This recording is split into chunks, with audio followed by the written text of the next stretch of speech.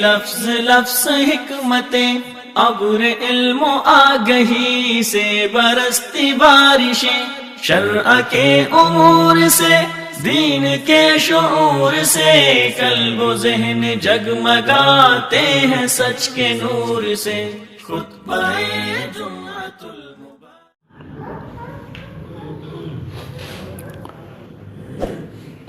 نحمده ونستعینه ونستغفره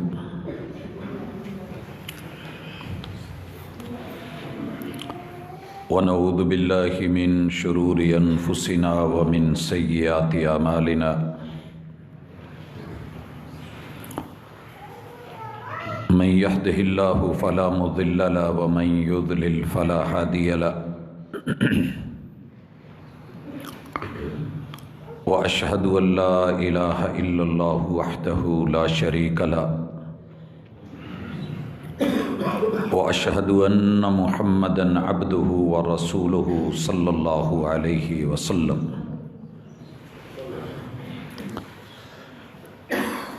أما بعد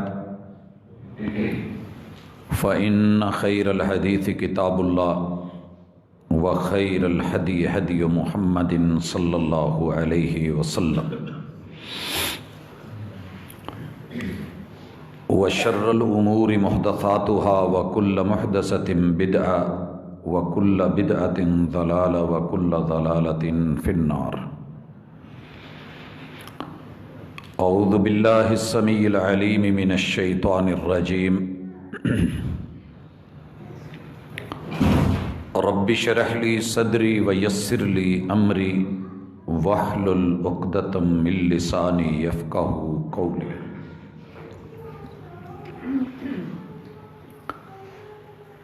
حضرات ذی وقار سامعین و سامعات،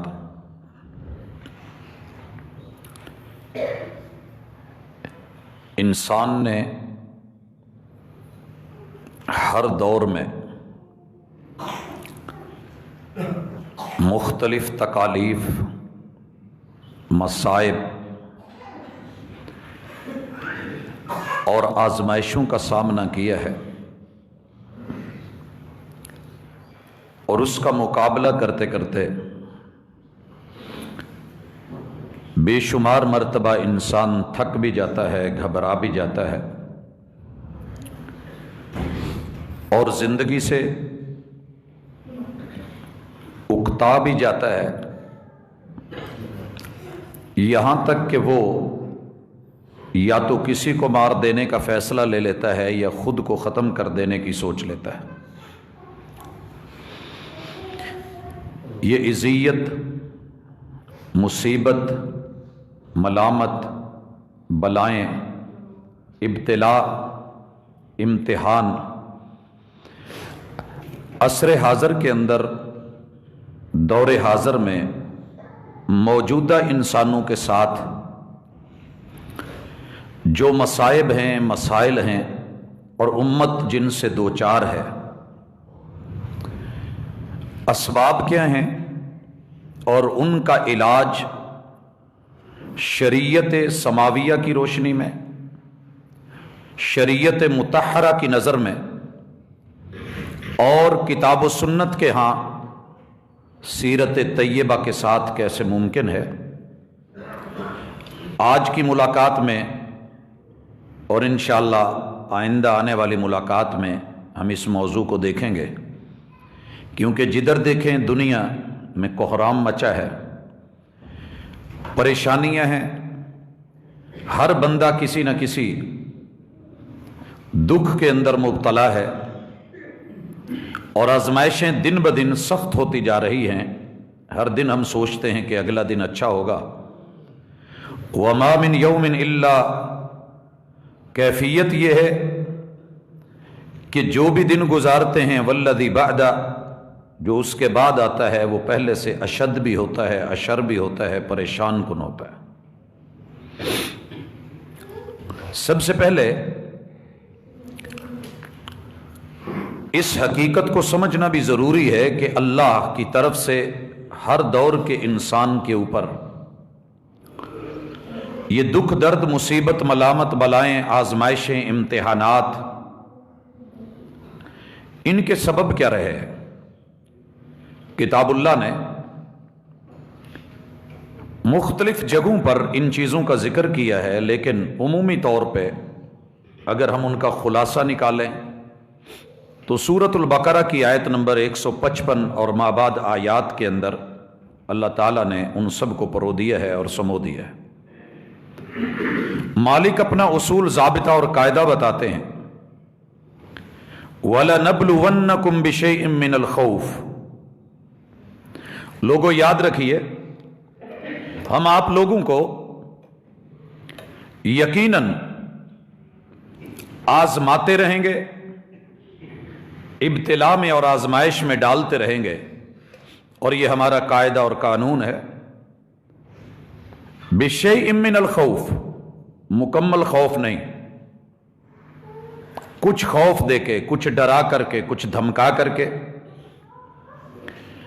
خوف دنیا میں جتنے بھی انسان کے نقصانات ہو سکتے ہیں ان سب کے متعلقہ انسان کی فکر جو سوچتی ہے، مصروف رہتی ہے، مشغول رہتی ہے، اور اس کے نتیجے میں انسان کے اعضاء کیوا، اس کا وجود، اس کی باڈی اور اس کا ماحول، رشتہ داریاں، اس کے حقوق اور فرائض کے اندر جو کمی بیشیاں آتی ہیں اور وہ ڈرا ڈرا اور سہما سہما رہتا ہے، اس خوف کا تعلق ہر اس چیز سے ہے۔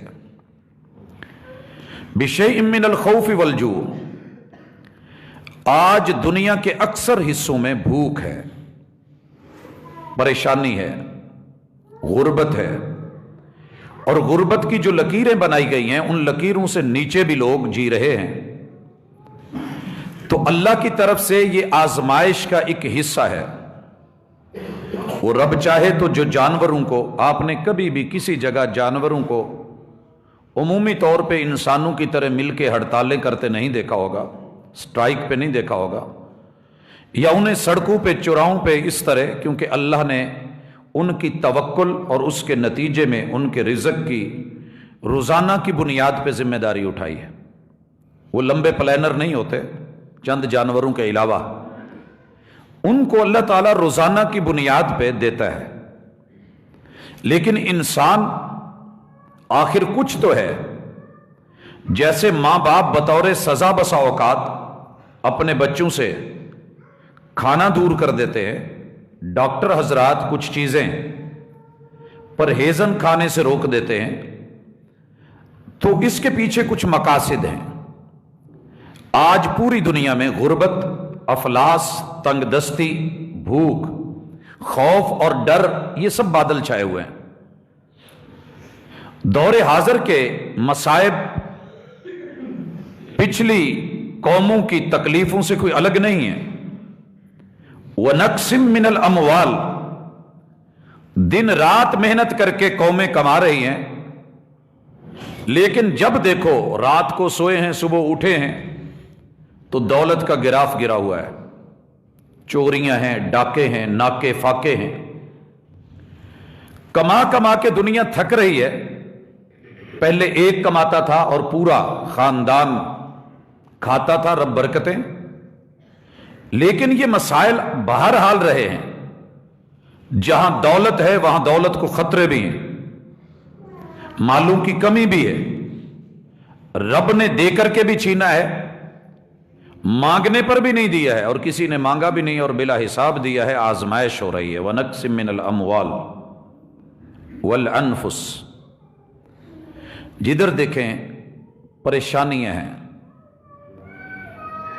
یورپ کے کتنے ممالک ہیں کہ جن کو باپ کی تلاش ہے، آخر کوئی تو ہے ان کا باپ، ڈھونڈتے ہیں ملتا نہیں۔ باقی ممالک کے اندر والدین ہیں مگر نہ ہونے کے برابر۔ بے شمار بچے ایسے ہیں کہ جن کے پاس باپ کا نفس، اس کی باڈی، اس کا وجود، اس کی شفقت اور اس کی شکل، ماں کی ممتا اور محبت لفظوں کی حد تلک تو ہے، یہ وجود بھی موجود ہیں، مگر نہ ہوتے تو کہیں بہتر ہوتا۔ اس قدر خوفناک اور بھیانک بچے بچپن سے لے کے جوانی اور جوانی سے لے کے بڑھاپے تلک کمی فیل کرتے رہتے ہیں. وَنَقْسِم مِّنَ الْأَمْوَالِ وَالْأَنفُسِ، اور کتنے ہیں کہ جو ابھی پیدا نہیں ہوئے ہوتے، ماں باپ مر چکے ہوتے ہیں، اور کتنے ہیں کہ جو اولادوں کو ترستے ہیں کہ کوئی ایک جان مل جائے، ایک بچہ مل جائے، لے پالک اڈاپٹ کرتے ہیں، کسی سے لیتے ہیں، ساری زندگی اس کی خدمت، وہ پھر اپنا نہیں رہتا. والانفس، اور جتنے بھی رشتے ہیں سب رشتوں کو ڈر لگا ہوا ہے، سہمے ہوئے ہیں. اصل نسل سے وفا نہیں کر رہی، نسل اصل سے وفا نہیں کر رہی. جو بھی رشتہ ہے وہ تباہی اور بربادی کے دھانے پہ ہے. جس سے امید ہوتی ہے کہ اس سے کچھ جو ہے وہ سکون ملے گا، آرام ملے گا، وہی دکھ دے جاتا ہے، وہی آزمائش بنتا ہے، وہی پریشانی کا باعث بنتا ہے. اور حضرت علی رضی اللہ تعالیٰ عنہ کی طرف منسوب قول کو لے کے ہم خود کو تھوڑا سا دلاسا دے لیتے ہیں کہ جس سے پیار کرو، وفا کرو، نیکی کرو، پھر اس کے شر سے بھی ڈرو. اس حد تلک آج چلتے پھرتے ہمیں بت نظر آتے ہیں، سینے ہیں مگر دل محسوس نہیں ہوتے، پتھر نظر آتے ہیں، دھڑکنے بے اثر ہیں، خون سفید ہو چکے ہیں. اس سے بڑی پریشانی کیا ہوگی؟ والانفس والثمرات، انسانوں کی فصلیں، ساری کمائیاں، نیکی کرنے والوں کی نیکیاں آزمائش پہ ہیں، رونے والوں کے آنسو بے قدر ہیں. والانفس والثمرات، پہلے تو آنسو بہتے ہی نہیں، دل بھی سخت، نگاہیں بھی سخت، آنکھیں بھی سخت، وجود سخت، تلخی ہی تلخی. آنسو اگر ہیں دکھ کے ہیں، درد کے ہیں، تکلیف کے ہیں، اللہ کے ڈر کے نہیں رہے.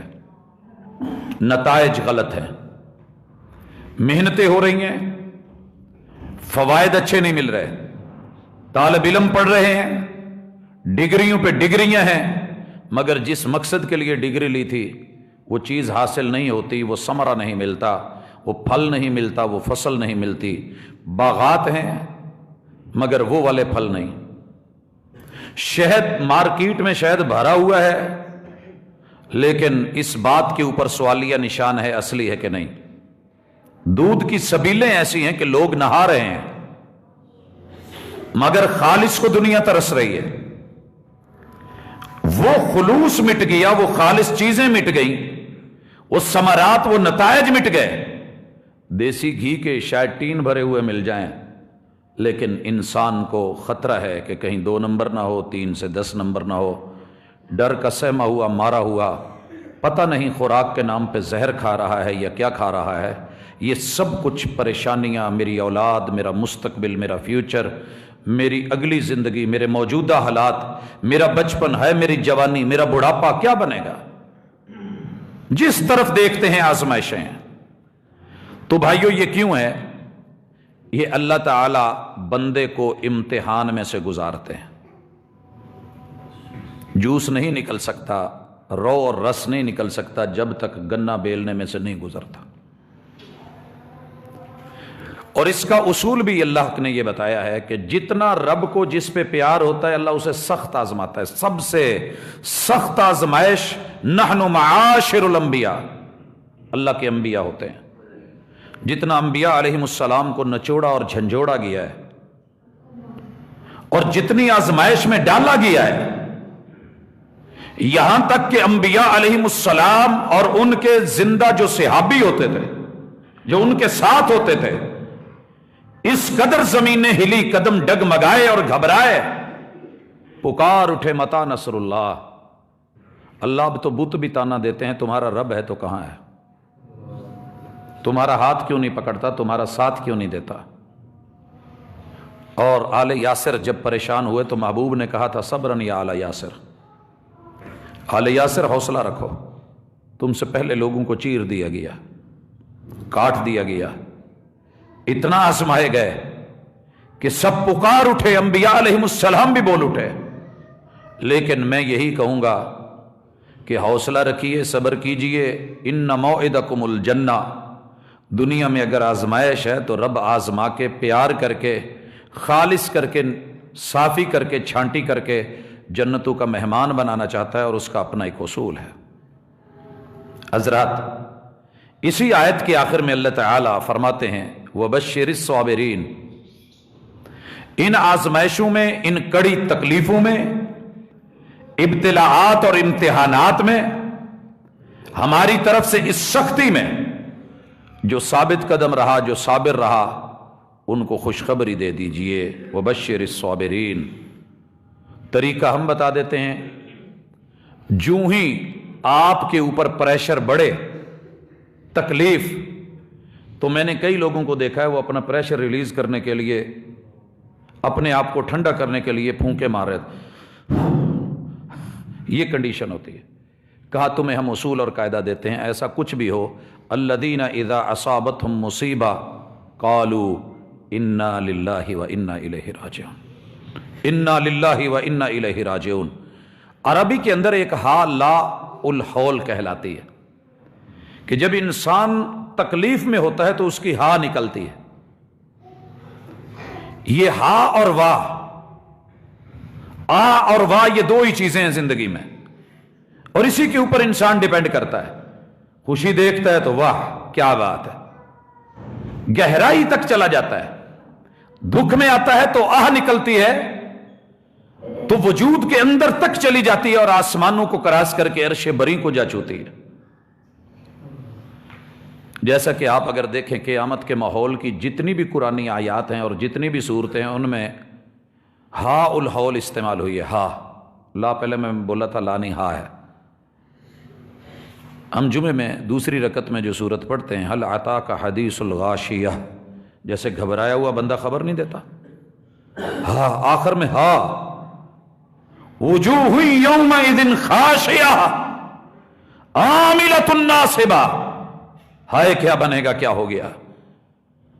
اللہ تعالیٰ اس کی جگہ مجھے اور آپ کو اس ہوا کو، اس پریشر کو ریلیز کرنے کے لیے، بی پی کو نارمل کرنے کے لیے، اور انسان کے دل پہ اٹیک کو اس سے بچانے کے لیے سب سے خوبصورت جملوں میں سے ایک جملہ ہے انا للہ و انا الیہ راجعون، انا للہ و انا الیہ راجعون، یا پھر لا الہ الا اللہ، اس میں بھی ہا ہے، لا الہ، لا الہ، بند سینہ بھی کھلتا ہے اس سے، لا الہ الا اللہ۔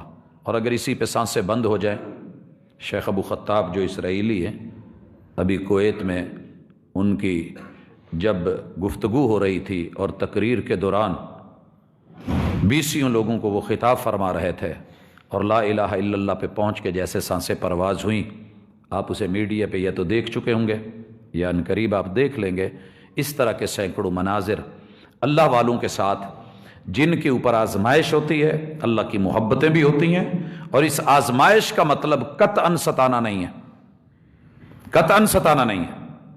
ہم جتنی پوسٹ اچھی ہوتی ہے اور ویلیویبل ہوتی ہے، ہم اس کے لیے اتنے کڑے امتحانات رکھتے ہیں۔ جنت کے رستے میں اللہ نے بڑے کڑے امتحانات رکھے ہیں۔ ایک تو شکل یہ ہے کہ یہ پریشانیاں پوری دنیا میں انسانوں کے ساتھ اس لیے ہیں کہ اللہ تعالیٰ انہیں سمجھانا چاہتے ہیں کہ سمجھ جائیے، ٹھیک ہو جائیے، درست ہو جائیے، آپ میرے ہیں، میں آپ کو صاف کر کے، نچوڑ کر کے، کھنگال کر کے، ہنگال کر کے پھر اپنے قریب کرنا چاہتا ہوں، نیٹ اینڈ کلین رکھنا چاہتا ہوں، کیونکہ جنت صاف لوگوں کے لیے ہے، ان اللہ طیب لا یقبل الا طیبا۔ حضرات، دوسرا سبب، اللہ رب العزت انسان کو گناہوں کی پاداش میں، جرم کی پاداش میں، اور اس کے ہاتھوں ہونے والے معاملات یا اسی طرح اس کی بغاوت اور نافرمانیاں، جن چیزوں سے اسے روکا گیا ہے، ان سے نہ رکنے کے نتائج کے اندر بھی اللہ تعالیٰ بندے کو پکڑتے ہیں۔ مالک الملک فرماتے ہیں، اور یہ سورہ شورى ہے، وما اصابکم من مصیبہ، تمہیں جو بھی مصیبت آ گھیرے، جتنی بھی تکلیفیں آئیں، یہ تمہارے ہاتھوں کی کمائی ہے۔ اور یہ اللہ تعالیٰ جو بندے کو دنیا کے اندر تکلیفیں دیتے ہیں، فبما کسبت ایدیکم، ہاتھوں کی کمائی، ویعفو عن کثیر، یہ بڑی تھوڑی سی سزا ہے، اللہ ہر بات پہ نہیں پکڑتا۔ اکثر باتوں پہ اللہ اگنور کر دیتے ہیں اور کئی جرموں پہ اللہ پکڑ لیتے ہیں۔ حضرات، میری آج گفتگو کا مقصد دوسرا حصہ ہے کہ سیرت طیبہ ہماری کیا رہنمائی کرتی ہے۔ اللہ کی جو آزمائش ہے اللہ ہمیں اس پہ پورا اترنے دے، ہمیں توفیق دے اور ہمت دے، ہمیں اللہ تعالیٰ محفوظ فرمائے، اور دعا کیا کریں اللہ حساب نہ ہی لے، آزما نہ ہی، ہم آزمائش کے قابل نہیں ہیں۔ اللہ اپنی رحمتوں سے، اپنے کرم سے، الہ العالمین ہماری کرتوتوں کو نہ دیکھ، اللہم ارحم حالنا ولا تنظر الی سوء اعمالنا، اللہ اپنی رحمتوں سے معافیاں دے دے۔ اور اگر آزمائش ہے تو پیچھے دوسرا سبب بھی ہے، اور وہ ہے مکافات عمل، جیسی کرنی ویسی بھرنی۔ اور یہ بھی اللہ کی رحمت کا نتیجہ ہے کہ اللہ تعالیٰ بندے کو دنیا کے اندر جھنجھوڑنا چاہتے ہیں۔ یہ جیسا کہ اللہ نے سورہ روم کی آیت نمبر 41 میں اس بات کو واضح کیا ہے۔ مالک فرماتے ہیں ظہر الفساد فی البر والبحر بما کسبت ایدی الناس، لوگو یہ جو آپ کو فساد خشکی اور تری میں نظر آ رہا ہے، یہاں ذہن میں رہے کہ فساد گناہوں اور بغاوت کا نتیجہ ہے۔ بگاڑ اللہ کی طرف سے نہیں، اللہ نے ہر چیز صحیح بنا کے دی ہے۔ بگاڑتا ہے تو انسان بگاڑتا ہے۔ ظہر الفساد فی البر والبحر بما کسبت ایدی الناس، یہ تمہارے ہاتھوں کی کمائی ہے، اور یہ ہاتھوں کی کمائی کے نتیجے میں ہم صحیح چیز کو بگاڑ کیوں دیتے ہیں؟ فعل تمہارا ہوتا ہے اور اس کو ہم انجام دیتے ہیں منطقی، لیذیقہم بعد الذی عملوا، تاکہ ہم انہیں ان کے اعمال میں سے کچھ سزا دنیا میں دیں، باقی تو آخرت میں دینی دینی ہے۔ اس آیت کو پڑھ کے کئی لوگ اگر آپ اسلاف کا تذکرہ کریں تو بے ہوش ہو جاتے تھے۔ الہ العالمین دنیا میں اتنی سخت سزائیں ہیں، آپ دیکھتے نہیں؟ روزانہ کی بنیاد پہ ہم خبر پڑھتے ہیں، آدمی ہے، مرد ہے، بچوں کے ساتھ سویا ہے، سردی سے بچنے کے لیے اس نے ہیٹر جلایا ہے، صبح اٹھا ہی نہیں، جل گئے، دم گھٹ کے مر گئے۔ ابھی پچھلے دنوں جو تازی شادی اور دولہا جس طریقے سے مرا اور موت کے منہ میں گیا، مرنا تو سب نے، لیکن داستان باقی رہ جاتی ہے اور بڑی خوفناک اور المناک ہوتی ہے۔ اللہ فرماتے ہیں لَيُذِيقَهُمْ بَعْضَ الَّذِي عَمِلُوا، جو تم نے کیا ہے اس کا ہم کچھ ٹیسٹ ہم تمہیں دنیا میں دینا چاہتے ہیں، اور یہ سزا دینے کا مقصد لَعَلَّهُمْ يَرْجِعُونَ، کاش کہ وہ لوٹ آئیں۔ ہم لوٹانا چاہتے ہیں، ہم توڑنا نہیں چاہتے، ہم جوڑنا چاہتے ہیں، ہم ملانا چاہتے ہیں، ہم اپنا بنائے رکھنا چاہتے ہیں۔ اگر کسی کو تھوڑا پیچھے کیا جا رہا ہے تو مقصد یہ ہے کہ جیسے پیچھے کیا جا رہا ہے اسے درد ہو اور احساس ہو کہ مجھے قربت سے جو ہے وہ دوری دی گئی ہے، تو مجھے دوبارہ قریب ہونا ہے۔ قریب کر کے کوئی دور کرے تو تکلیف تو ہوتی ہے۔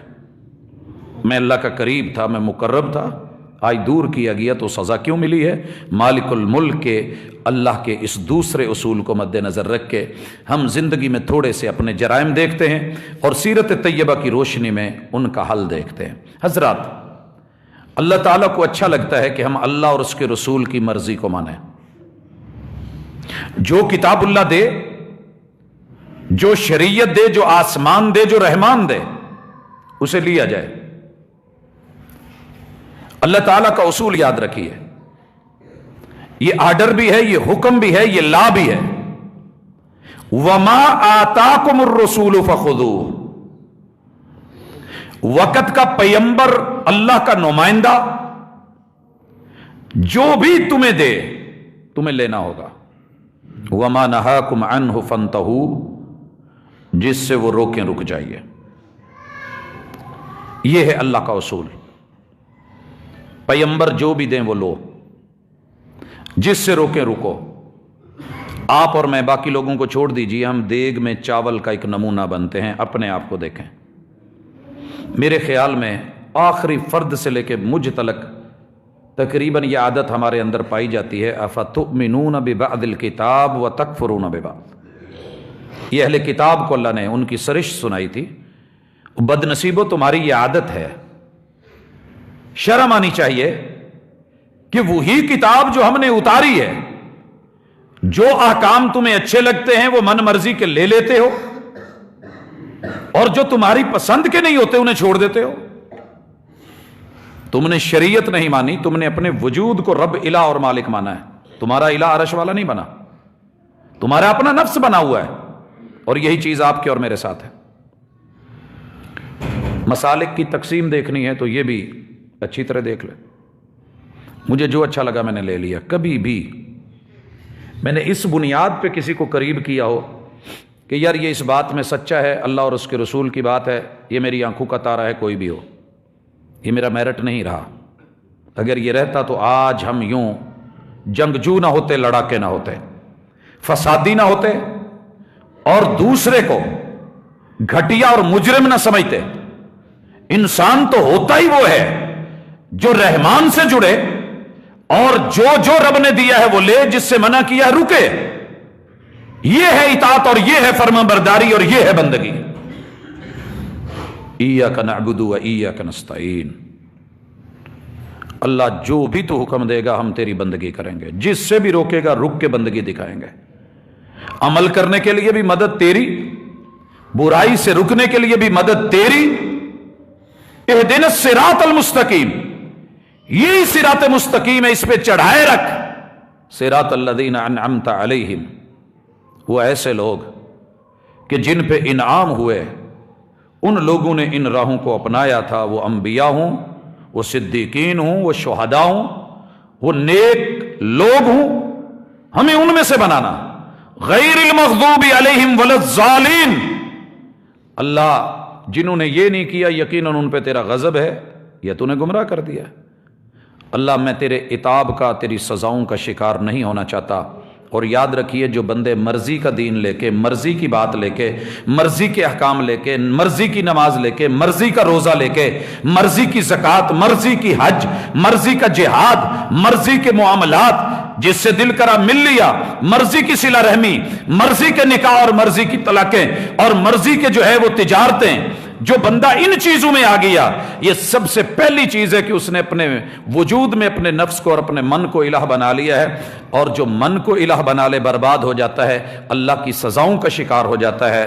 تو آج جتنے بھی ہمارے اوپر غصے ہیں رب کے، ناراضگیاں ہیں یا گمراہی کا ہم شکار ہیں، اس کا سبب یہ ہے کہ ہم نے مرضی کا دین لے رکھا ہے، مرضی کا چھوڑ رکھا ہے.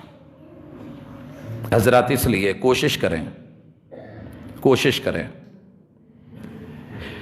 کہ الف سے لے کے یا تلک، شروع سے لے کے آخر تلک، ابتدا سے انتہا تلک، الحمد سے لے کے والناس تلک، رسول اللہ صلی اللہ علیہ وسلم کی زندگی کے پہلے جملے اقرأ بسم ربک الذی خلق سے لے کے آپ آخری اس آیت تک جو محبوب کی زبان سے نکلی ہے، کوشش کریں ادخلوا فی السلم کافہ، اسلام کو پورا کا پورا سمجھیں، فرقوں کو نہیں.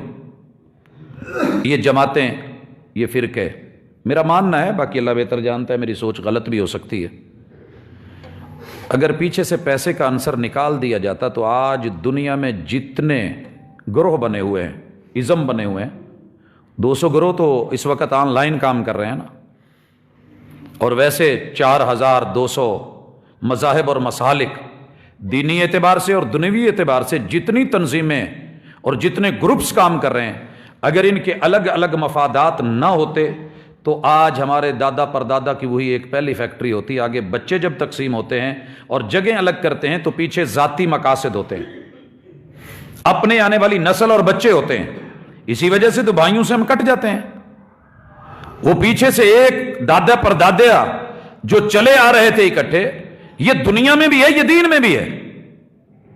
اگر پیچھے سے آپ الگ شناخت پہلے والی لے کر کے آئیں گے، الگ شناخت نہیں بنائیں گے، الگ جماعت نہیں بنائیں گے، رجسٹرڈ نہیں کروائیں گے، تو آپ کو الگ سے دنیا کیسے دے گی؟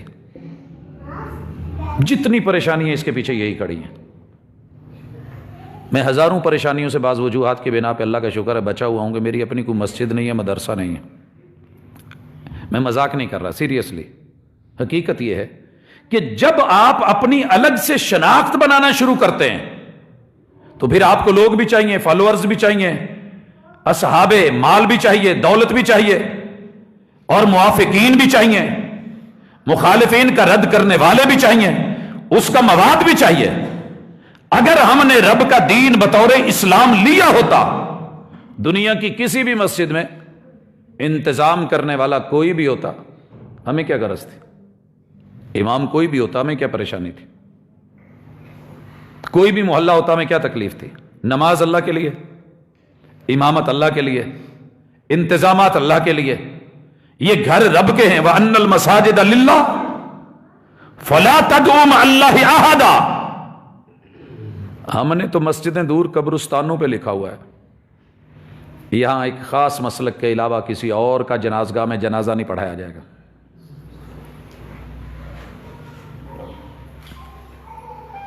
ہم مر کے بھی اکٹھے نہیں ہونا چاہتے، ہم مر کے بھی افتؤمنون ببعض الکتاب وتکفرون ببعض۔ اسی چیز نے، یہ بر اعظم اچھا ہے وہ برا ہے، یہ ملک اچھا ہے دوسرا برا ہے، یہ صوبہ اچھا ہے دوسرا صوبہ برا ہے، میرا پیشہ اچھا ہے دوسرے کا پیشہ گھٹیا، اسی چکر میں ہے نا۔ اللہ تعالیٰ نے چاروں چیزوں کو رد کر کے ایک اصول دیا تھا، کلکم من آدم و آدم من تراب، تم سب آدم کی اولاد ہو، کوئی سید، کوئی رانا، کوئی چودھری، کوئی نواب، کوئی سیٹھ، کوئی افغان، کوئی خان، کوئی جاٹ، کوئی ارائیں، یہ راؤ، یہ رائے، یہ راجپوت، یہ تمہاری اپنی ذاتی نخوت کی باتیں ہیں۔ کیا شریعت میں ہم نے یہ دیا تھا؟ جو اچھا لگا لے لیا، جو دل کو نہیں لگا وہ رد کر دیا۔ دوسرا جرم، ہم نے اپنے خالق کو ٹوٹلی بھلا دیا ہے۔ کسی بھی موبائل کو بند کیجئے گا، بند کرتے ہوئے اس کی سکرین پڑھیے گا وہ کیا کرتی ہے، آخری پل ڈیڈ ہوتے ہوئے بھی وہ اپنی کمپنی کو شو کر کے جائے گی۔ آپ اسے آن کیجئے گا، وہ کتنی دیر ابتدا میں آپ کی نہیں سنے گا، آپ کو جتنی مرضی ایمرجنسی ہے، موبائل بند ہے، آپ نے اس کو آن کیا ہے، وہ آپ کی سنے گا نہیں، وہ اپنی کمپنی کے اصولوں اور قاعدوں اور ضابطوں کے مطابق کچھ وقت اسے دے گا اور اپنی نسبت شو کرے گا، اظہار کرے گا، میں فلاں ہوں، فلاں کا ہوں، پھر کہیں جا کر کے وہ آپ کی سنے گا۔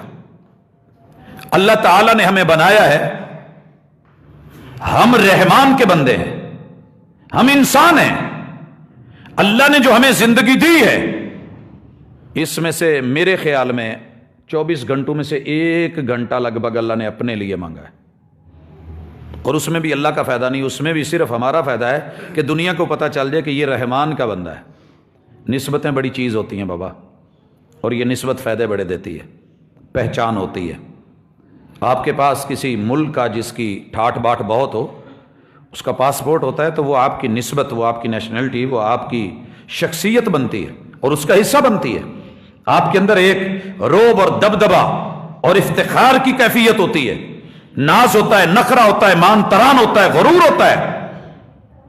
اللہ کے بندے کی پہچان یہ ہے کہ اللہ نے اس کو جتنے بھی وجود میں اعضاء دیے ہیں اس کے لیے وہ اللہ کا ذکر کرے، اور ذکر 2 چیزوں کے اوپر ڈیپینڈ کرتا ہے۔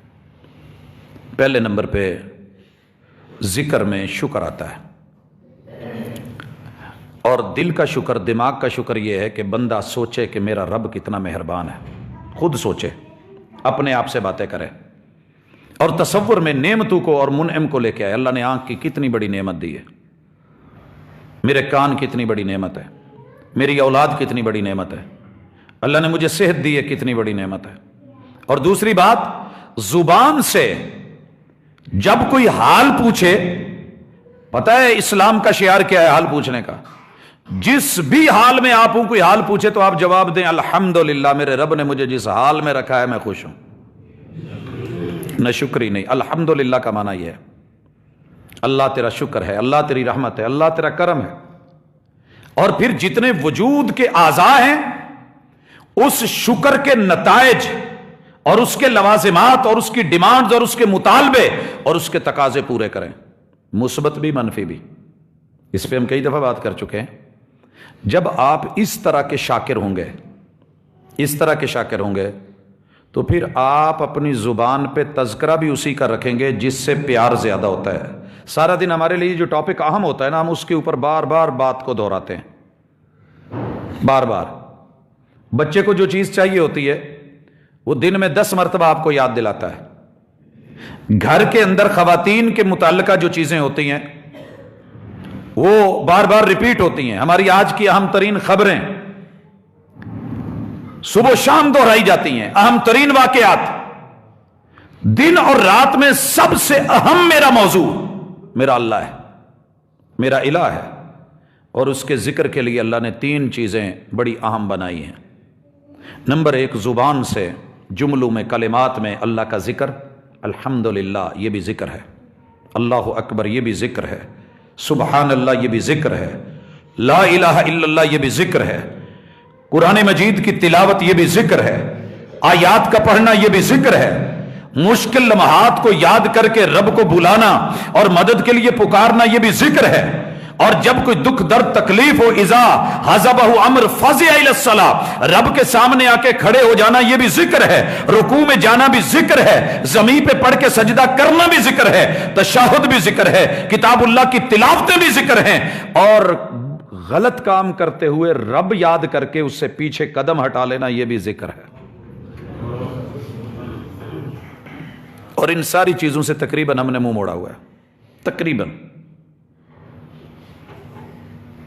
آپ یقین کریں کچھ لوگوں کے ہاتھ میں جب تسبیح ہوتی ہے, اگر کوئی دنیا میں ایسی مشین ہو کہ جو اندر کے راز ٹیپ وہ ریکارڈنگ کر کے ہمیں دے, تو تسبیح میں 5 دانے چل رہے ہوتے ہیں, صرف بھاگ رہی ہوتی ہے, لیکن اندر لفظ کیا ہوتے ہیں, میرا اللہ ہی معافی ہے.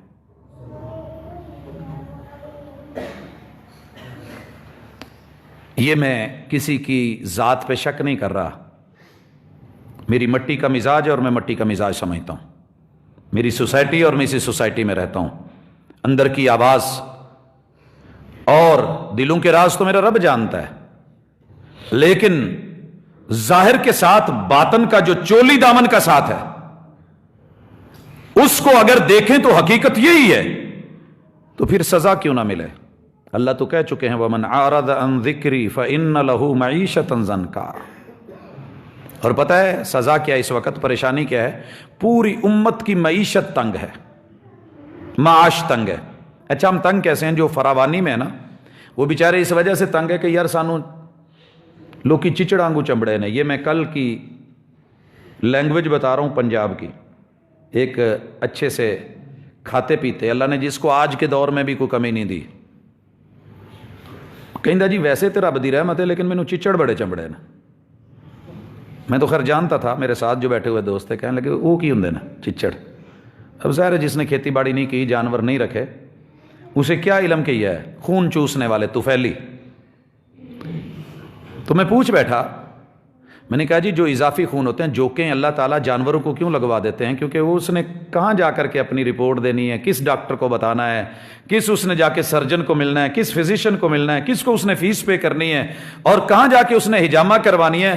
وہ جانور ہے چھپڑ میں جاتا ہے, اللہ نے جوک رکھی اس کو لگا کر اس کے گندا اور فاسد مواد نکال کے اللہ تعالیٰ اس کا تبھی علاج کروا دیتے ہیں آٹومیٹکلی. وہ جانور ہے, وہ چپ ہے, وہ اللہ کے خلاف جو ہے شکوے نہیں کرتا, اللہ اس کا کام اور اس کی ذمہ داریاں نبھا رہے ہیں. اگر اللہ نے آپ کو یہ چچڑ لگائے ہوئے ہیں نا, یہ جونکیں لگائی ہوئی ہیں, یہ جوکیں, اور یہ آپ سے وصول کر رہی ہیں, تو وہی حصہ لے رہی ہیں جو آپ کے جسم میں اضافی ہے, جو اللہ نے آپ کو اپنی رحمتوں سے دیا, آپ کی محنتوں سے نہیں, جو اللہ نے آپ کو دے کر کے آزمانا چاہا ہے. تو معیشت میں جتنی فراوانی ہے وہ بھی بیچارے تنگ ہیں جی, سانو منگن والے نہیں چھڑ دے. حکومتیں ٹیکس چھین چھین کے لے کے کھائی جا رہی ہیں. جن کے پاس زیادہ وہ اس وجہ سے پریشان ہے, جن کے پاس نہیں وہ بھی پریشان ہے, دونوں ہی پریشان ہیں. جو درمیانی طبقہ ہے اس سے زیادہ میں نے پریشانی کو نہیں دیکھا. کبھی اوپر دیکھتا ہے, کبھی نیچے دیکھتا ہے. نیچے دیکھتا ہے تو عبرت حاصل نہیں کرتا, اوپر دیکھتا ہے تو سبق حاصل نہیں کرتا. بس پریشانی کے عالم میں یہ بیچارہ نہیوں میں نشیوں میں ڈاما ڈول, متذبذب, مضطرب, اور ساری زندگی بھاگ دوڑ. اس سے بڑی کوئی آزمائش ہوگی کہ اللہ تعالیٰ معیشت کو گلے کا کانٹا بنا دے؟ بنی ہوئی ہے کہ نہیں؟ اور سبب صرف اور صرف اللہ کے تذکرے سے اعراض ہے. کوئی بھی مالک اپنی کمپنی کو ڈاؤن نہیں ہوتا دیکھتا, اور رحمان کے پاس تو خزانے ہی بڑے ہیں. سب کچھ ہے. ومن اعرض عن ذکری فإن له معیشۃ ضنکا. یہ ہے دنیا کی سزا, اگلی رہنے دیں. ونحشرہ یوم القیامۃ اعمی. اللہ تھوڑی سزا دنیا میں دیتے ہیں, سزا و جزا حشر پہ ہی نہیں موقوف, زندگی خود بھی گناہوں کی سزا دیتی ہے. یہ جو جرم کی پاداش کے نتیجے میں آج ہمارے حالات ہیں, ان میں سے اسباب پڑھے اور اس کے اوپر جتنی معیشت پہ آپ بات کر سکتے ہیں کھل کے کریں. جہاں جہاں کمپنیاں ختم ہوئی ہیں, دیوالیہ ہوا ہے, برباد ہو گئے, لوگ مٹ گئے, وہ ساری پڑھ لیں, اسی سے جڑی ہوئی ہیں. اور تیسری چیز مساجد کی بربادی. جس زمین پر اللہ کا گھر کوئی نہیں آباد ہونے دیتا, اللہ وہاں لوگوں کے گھروں کو جینے دیں گے؟ اچھا محلے میں اگر کوئی مجھے سکون سے نہ رہنے دے, گلی میں میرے اوپر جو ہے وہ شاؤٹ کرے, ظلم کرے, زیادتی کرے, بغاوت کرے, بلا وجہ زیادتی کرے, تو میری جتنی ہمت ہوگی میں اس حساب سے اس کو سبق تو سکھاؤں گا کہ نہیں. اور اگر میں سب سے طاقتور ہوں پھر تو کیا مجال کوئی آنکھ اٹھائے. سب سے بڑے رب اکبر کے گھروں کو برباد کرنے کے لیے سب سے پہلے نمبر پہ مسجد کے ہمسائے ہوتے ہیں. مسجد کے ہمسائے. ہماری تو پہلی کوشش ہوتی ہے کہ گھر کے قریب مسجد ہی نہ ہو. کچھ قومیں ایسی بھی گزری ہیں جو پلاٹ ڈھونڈتی تھی, لمبے لمبے سفر کرتی تھی, بچے بیچ دیتے تھے, زمینیں بیچ دیتے تھے. کوشش ہوتی تھی کہ گھر مسجد کے پڑوس میں ملے تاکہ میری آنے والی نسلیں میرے جانے کے بعد بھی وہ مسجد کی ہمسائیگی کا اور اس کے سائے کا فائدہ اٹھائے. اس وجہ سے بھی بربادی. مسجد کے ہمسائے جتنا مسجد کا نقصان کرتے ہیں شاید ہی کوئی کر رہا ہو. یہ میں موجودہ صورتحال بتا رہا ہوں. دوسرے نمبر پہ وہ لوگ جو مساجد کی انتظامیہ ہیں. اگر میں مساجد کے قصے لے کر کے آؤں کہ کتنی مسجدیں ویران ہیں جو ہر 2 مہینے کے بعد, 6 مہینے کے بعد, سال کے بعد بربادی کا اور ویرانی کا شکار ہوتے ہیں, پیچھے انتظامیہ کی چدراہٹ ہوتی ہے. خزانچی, مال پیسے والا, وہ سمجھتا ہے کہ جو ہے وہ میں ہی ہوں, جو فائدے اٹھانے میں, کوئی یہاں سر اٹھا کے کیوں جیے. حالانکہ یہ اللہ کا گھر ہے, اس میں بہترین سے بہترین انتظامات اس کی آبادی کا ذریعہ اور سبب ہیں. اور بہترین انتظامات میں سے جہاں مسجد کی بلڈنگ اور عمارت ہے وہاں خطابت کے لیے اچھے خطیب اور اس کے تمام لوازمات کا خیال, اور قاری صاحب, امام صاحب اور متعلقہ جتنا بھی عملہ ہے جس سے مسجد کی ویلیو. فلائٹ کبھی بھی اچھی شان سے لوگوں کو یہاں سے لے کر کے وہاں تک نہیں لے جا سکتی جب تک اس کے پورا عملہ اس کے ساتھ مخلص نہیں ہوگا. اور یہ مسجدیں یہاں سے آپ کو فلائٹ دلواتی ہیں جنت تلک. اور جو ایمان مجھے گھر سے اٹھا کے ہمسائے کے مسجد میں نہیں لے کر کے آ سکتا, جنت تک لے کر کے جائے گا. اور جو مجھے یہاں اس نے انتظام نہیں, قیامت کے دن مجھے حسین جنت دے گا. کیا ہم نے مائنڈ بنایا ہوا ہے مسجدوں کو برباد کرنے میں. اس کے بعد سب سے بڑا ہاتھ خطیبوں کا ہے. ان کا لب و لہجہ, ان کے انداز, ان کی سختیاں, اپنوں کے ترانے اور ان کے قصیدے پڑھنے, اور جن سے کچھ لینا ہے, جن ہاتھوں سے لینا ہے, ان کی نجائز کو بھی جائز بولنا, غلط کو بھی صحیح ماننا, اور اپنے مسلک کو جتوانا, دوسروں کو ہراتے رہنا, گالیاں دیتے رہنا اور لوگوں کو لڑا کر کے جینا. مسجدیں ایسے آباد نہیں ہوتی ہیں. اور پھر ائمہ و قراء, امامت اور خطابت, ان کا بڑا کردار ہوتا ہے. حضرات مزید اس کے اوپر آئیے, ہماری حکومتیں, ہماری قیادتیں, ہمارے حاکم, ہمارے سلاطین, ان کو بھیڑ چال کے اندر, دشمن تو نہیں چاہتا کہ مسجدیں آباد ہوں, وہ تو مٹانا چاہے گا. ہم بھی ان کا ساتھ دے کر کے مساجد کو قید و بند اور باقی ہر چیز کھلے عام. جس قوم کی نیچر ایسی ہو جائے, سوچ ایسی ہو جائے, پلاننگ ایسی ہو جائے, جہاں رب کے گھر اجڑنے والے ہوں, وہاں گھر جتنی مرضی نفری اللہ اولادوں کی شکل میں دے دے, بربادیاں ہوتی ہیں, تباہیاں ہوتی ہیں, سزائیں ہوتی ہیں. اور اللہ تعالیٰ نے ایسے ظالم کو جو ہے وہ ظلم کی سزا دینی ہوتی ہے. اور آپ کو پتہ ہونا چاہیے کہ اللہ تعالیٰ ہر چیز کے اندر آسانی فرما دیتے ہیں, لیکن سب سے جو فریش اور فوری موقع کے اوپر جو سزا دیتے ہیں ان میں سے ایک ظلم بھی ہے.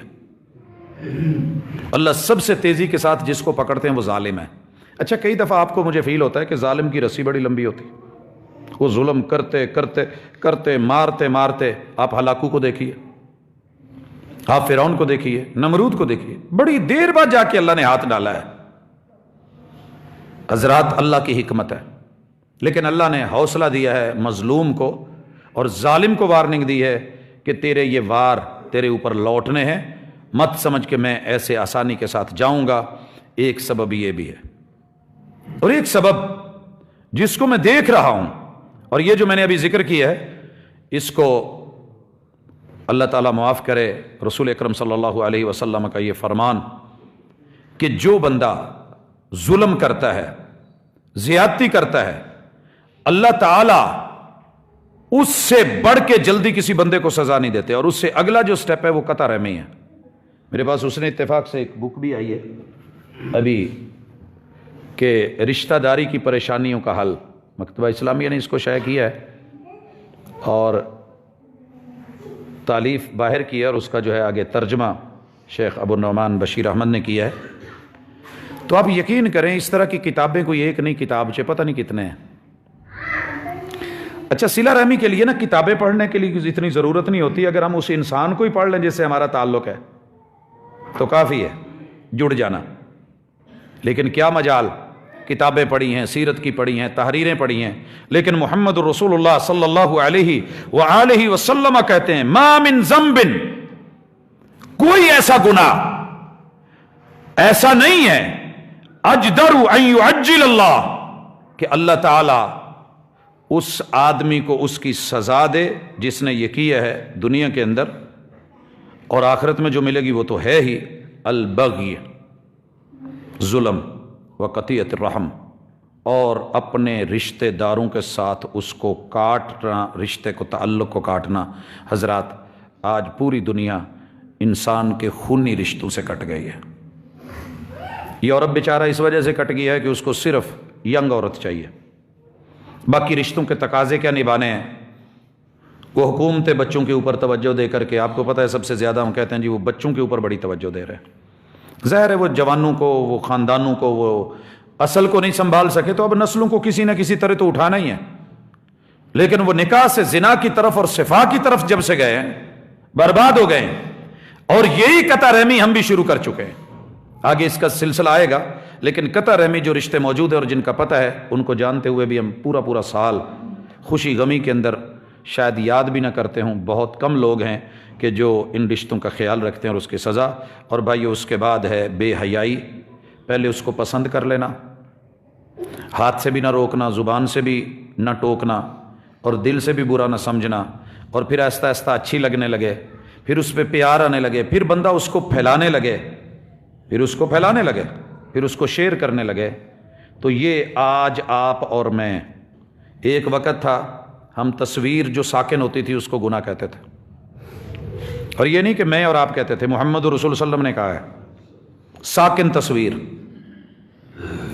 ہاتھ سے بنائی گئی، گھڑی گئی۔ جو متحرک تصویر ہے وہ کیا ظلم ڈھاتی ہے؟ حالات کے ساتھ چونکہ ہماری میڈیا وار تھی، کسی حد تک اس کی گنجائش لی، اس کے بعد ہم نے اس کو ایزی لے لیا، اور اسے دین سے لے کر کے دنیا سے لے کر کے ہم نے رغبت، شہوت، اور پتہ نہیں کہاں کہاں تک اس کو لے گئے۔